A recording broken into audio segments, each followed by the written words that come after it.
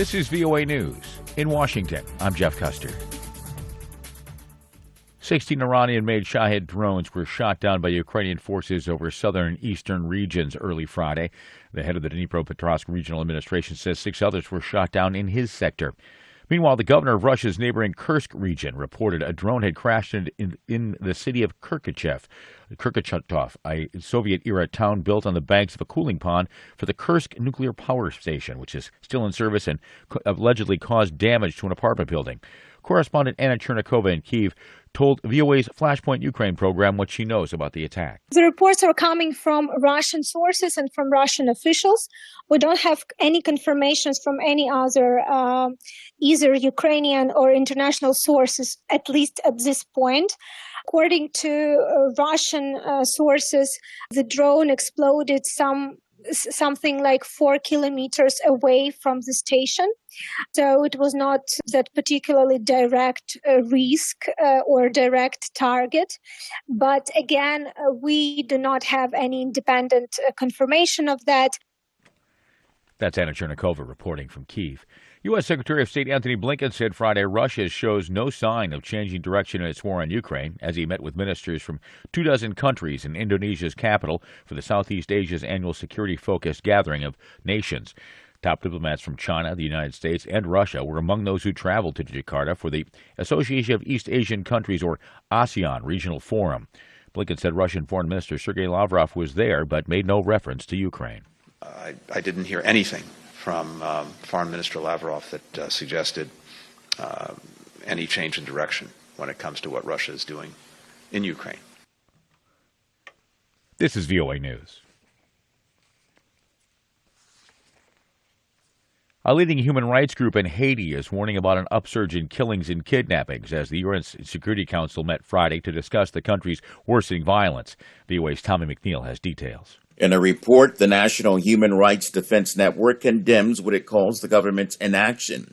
It notes that from May 1st to July 12th, at least 75 people were killed and another 40 abducted. Among those killed are at least 6 police officers. Those kidnapped include a female journalist who was later released. Her husband is a former president of Haiti's Provisional Electoral Council. He was abducted in mid-June and is still being held by gang members. Tommy McNeil, VOA News, Washington.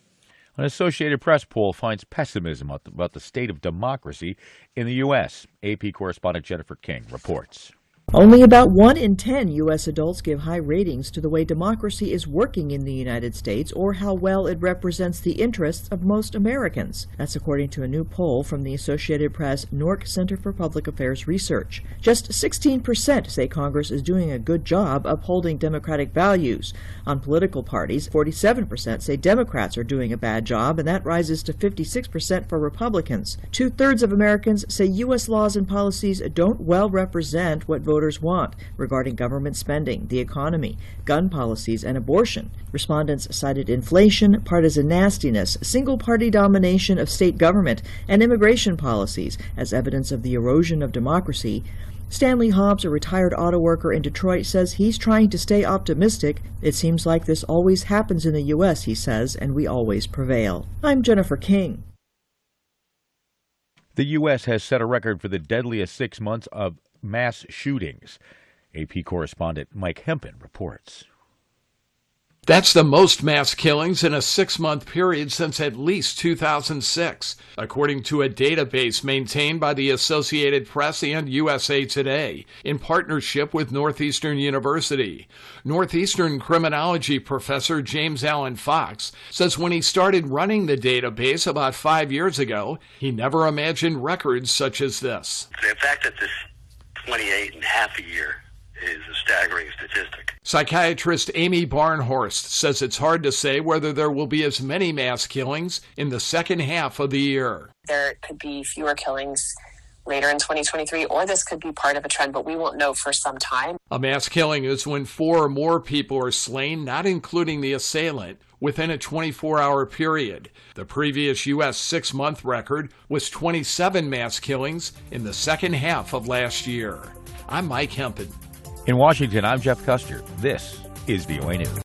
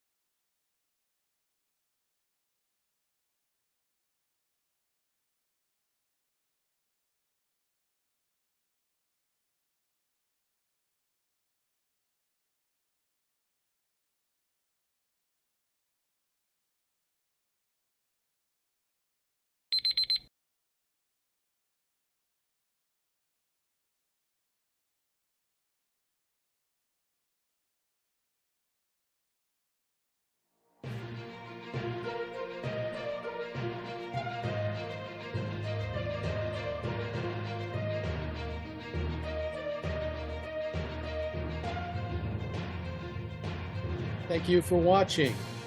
Can you do me a favor? Please leave a comment in the comments section below. That would really help.